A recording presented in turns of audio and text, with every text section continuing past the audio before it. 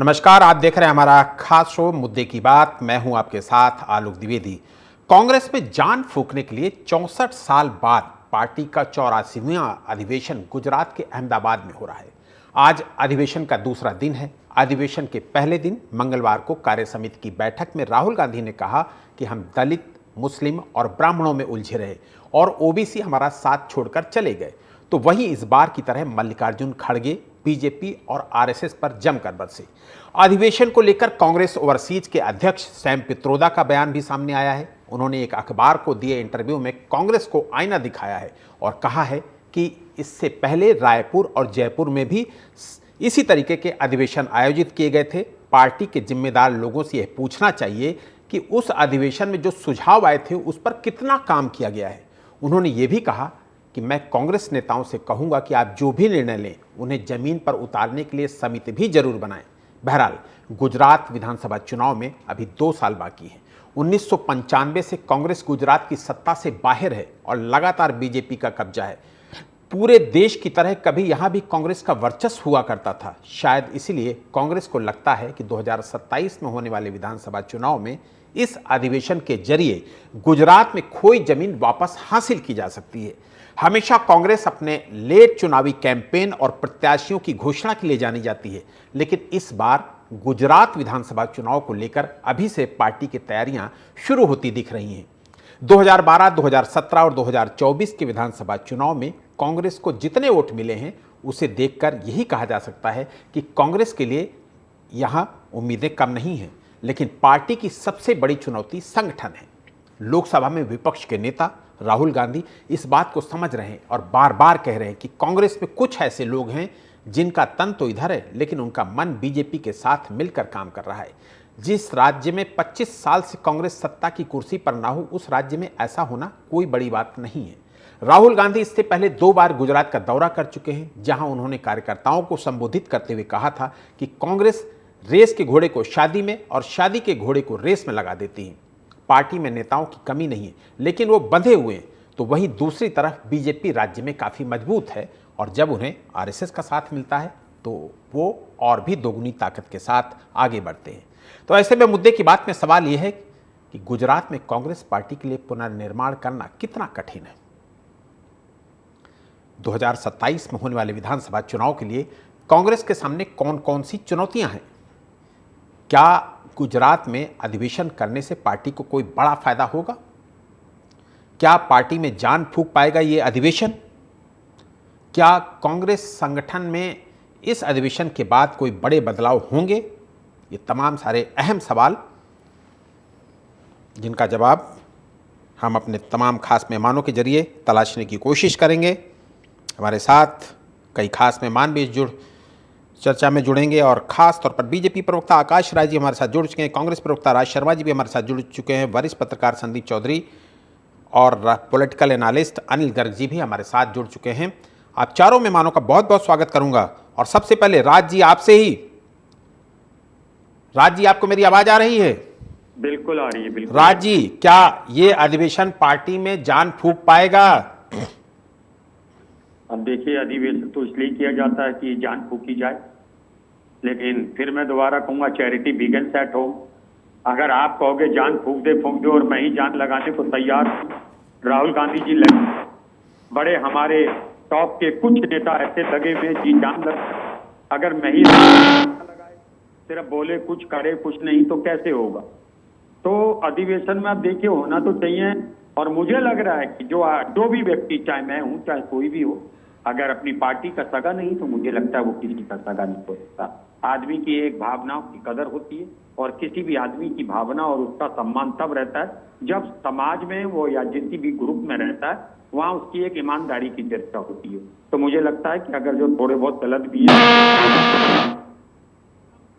हमें इतना तो करना चाहिए कि हम राहुल जी के बराबर तो कोई मेहनत नहीं कर पा रहा है देखिए, लेकिन अगर उसका 20% भी नीचे तक अगर मेहनत हो जाए तो हमें कोई सत्ता में आने से नहीं रोक सकता।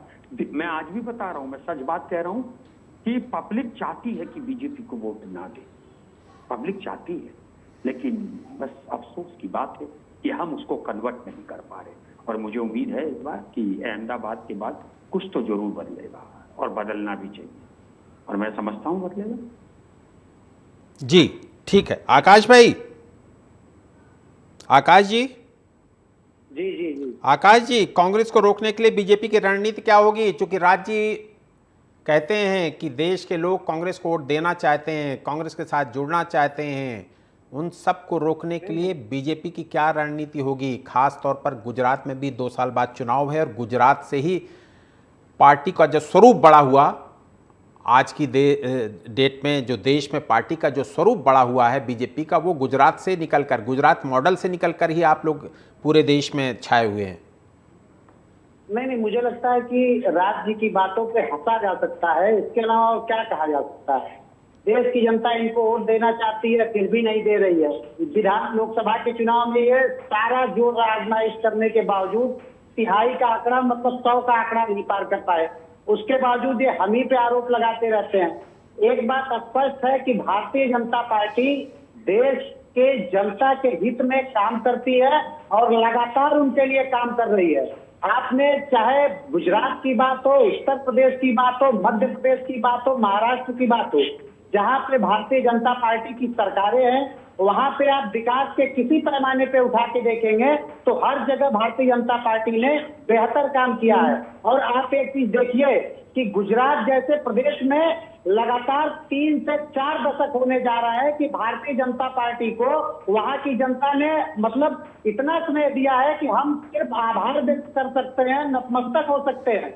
और हमने उसके एवज में हमें जो जिम्मेदारी थी, हमने अपने जिम्मेदारियों को बेहतर तरीके से निभाया है। आप सोचिए कि 5 साल 10 साल की सरकार की एंटी इनकम्बेंसी के बाद सरकारें पलट जाती हैं, लेकिन अगर हम 35-40 साल से लगातार अगर कहीं पे कायम है तो इसका साफ मतलब है कि हमने वहां की बेहतरी के लिए काम किया है और वहां पे जाके ग्राउंड पे देखा जा सकता है। आज गुजरात के किसी भी जिले में चले जाइए, वहां पे आप सड़कों की स्थिति देखिए, बिजली की स्थिति देखिए, क्यों नहीं आप वहां की जनता हमसे स्नेह करेगी। कांग्रेस पार्टी देखिए, एक दल के नाते अधिवेशन करना, कार्यक्रम करना, पार्टियां की बैठकें करना, ये सब लोग करते हैं और वो करें, हमें कोई आपत्ति नहीं है। लेकिन देश की जनता ये जानती है कि उनके हित में कौन काम कर रहा है। इस समय देश में आदरणीय नरेंद्र मोदी के नेतृत्व में जिस प्रकार से विकास की ट्रेन चल रही है ना, उस विकास की ट्रेन को हर जगह के प्रदेश के लोग डबल इंजन की ट्रेन बनाना चाहते हैं। और इसीलिए चाहे गुजरात हो, चाहे मध्य प्रदेश हो, चाहे राजस्थान हो, चाहे उत्तर प्रदेश हो, हर जगह डबल इंजन की सरकार चल रही है, बेहतर काम कर रही है, लगातार लोग हम पे विश्वास कर रहे हैं। जी ठीक है। संदीप भाई, गुजरात बीजेपी का बहुत मजबूत गढ़ है, क्या कांग्रेस ये किला भेद पाएगी? देखिए आलोक जी, जब आप तैयारी करते हैं तो आप सीटें भी जीतते हैं और किले भी भेद पाते हैं।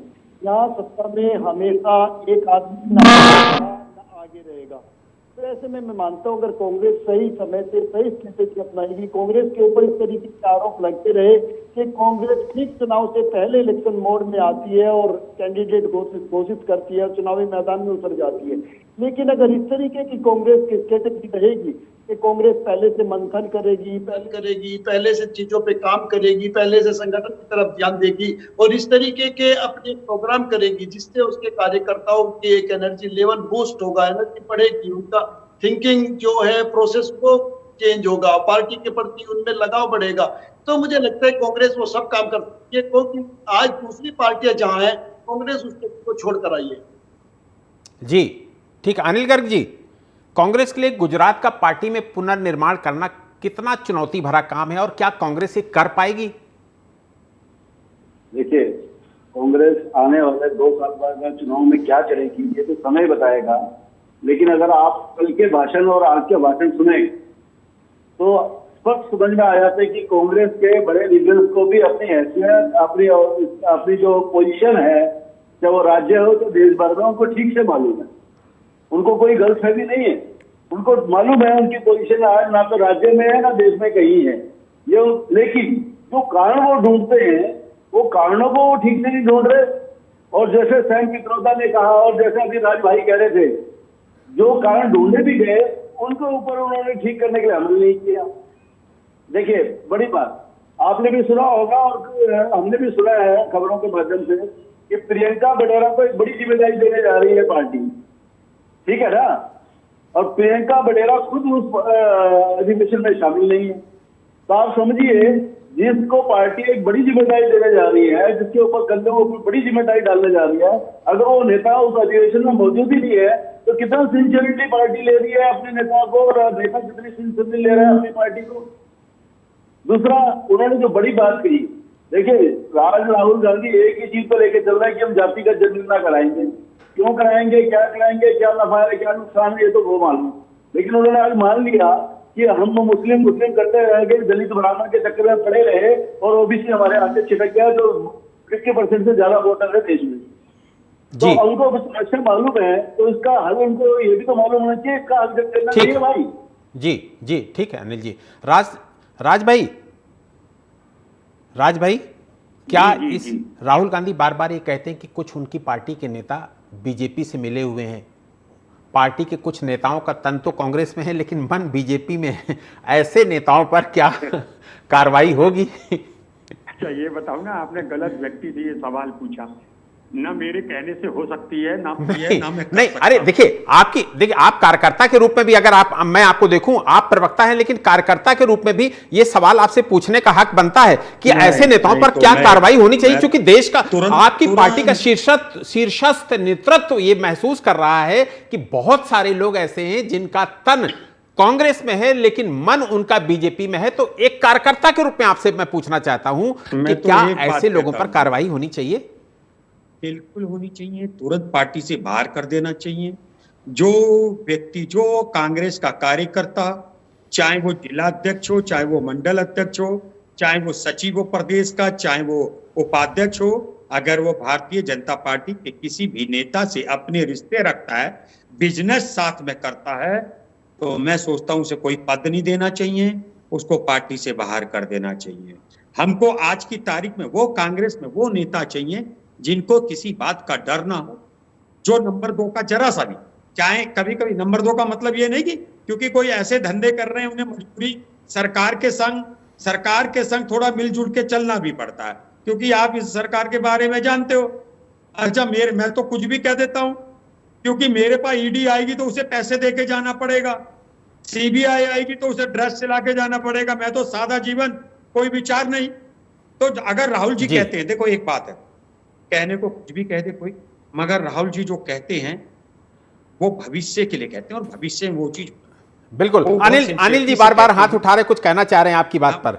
अनिल जी जिसे कहना चाह रहा हूँ जी, ये बात तो ठीक है कि राज्य का निर्णय नहीं माने जाएंगे, लेकिन राज्य ये तो बता सकते हैं कि क्या उचित रहेगा कांग्रेस पार्टी के लिए, एक बात। दूसरी बात, अगर राहुल गांधी जी कह रहे हैं, उनको मालूम है कि कुछ लोग तन से उनके साथ है, मन से बीजेपी के साथ है, तो मुझे एक बार बताइए आलोक जी, उन पर कार्रवाई करने से राहुल गांधी को रोक कौन रहा?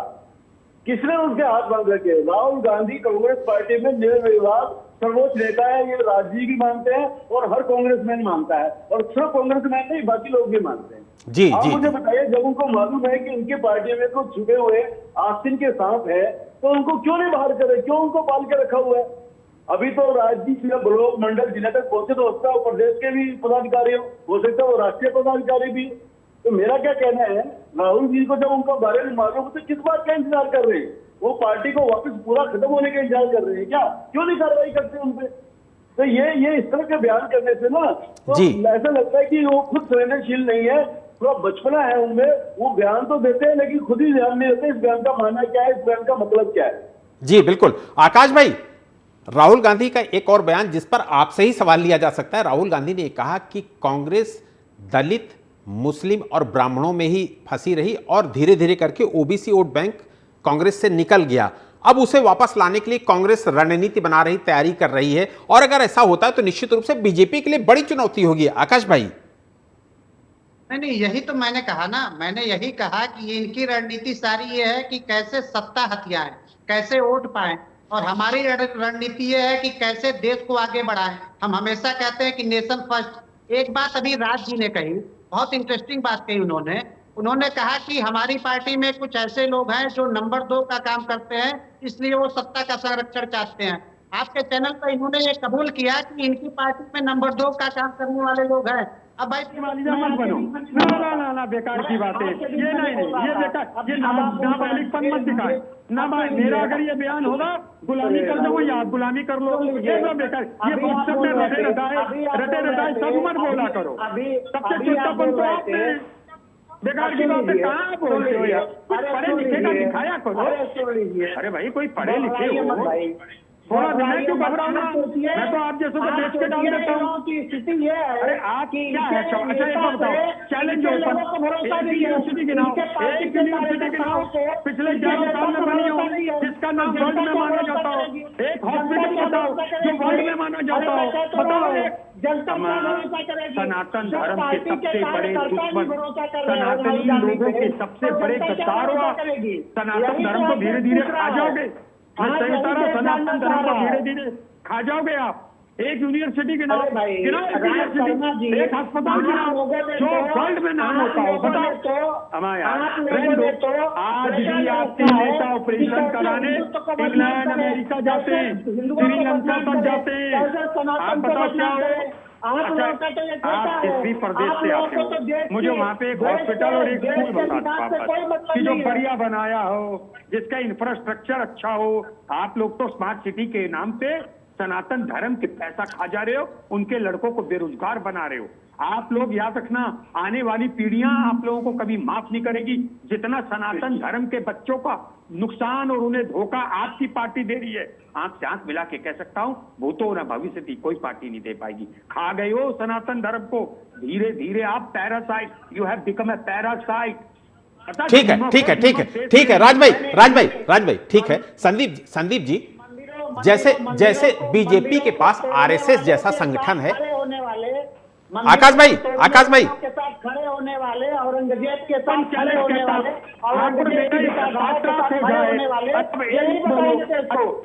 हनुमान जी का बीज मंत्र बता दो, जनता का बीज मंत्र बता दो सनातन धर्म के लोग।